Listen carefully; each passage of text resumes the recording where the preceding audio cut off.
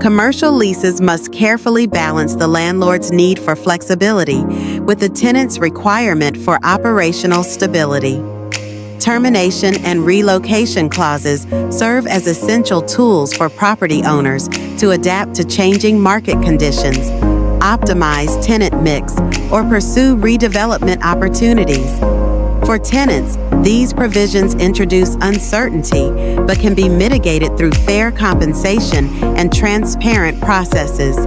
Termination rights typically fall into two main categories: owner-initiated terminations for property repositioning or sale, and tenant mix adjustments to accommodate anchor tenants.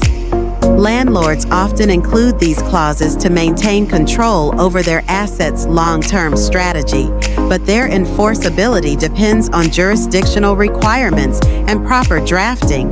Most jurisdictions mandate reasonable notice periods, typically 6 to 12 months, and often require compensation for tenant relocation costs or lost business value.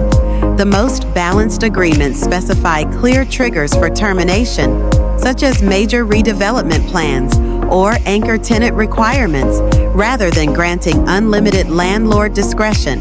Relocation clauses offer a middle ground, allowing landlords to reconfigure spaces while maintaining tenant relationships.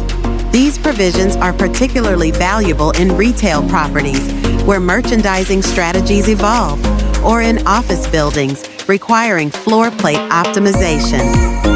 Effective relocation terms should define what constitutes comparable space, outline responsibility for moving expenses, and address potential business disruptions during transition. From a financial perspective, termination and relocation provisions should account for the tenant's invested capital and operational realities. Standard compensation frameworks often include reimbursement for unamortized tenant improvements, moving expenses, and sometimes additional sums reflecting business interruption. The most equitable agreements scale compensation based on the tenant's remaining lease term and the landlord's specific reason for termination. For instance, a termination for landlord redevelopment might warrant higher compensation than one triggered by an anchor tenant opportunity.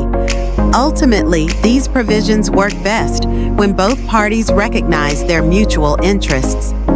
Landlords benefit from maintaining flexibility to enhance property value, while tenants gain predictability through defined notice periods and compensation structures.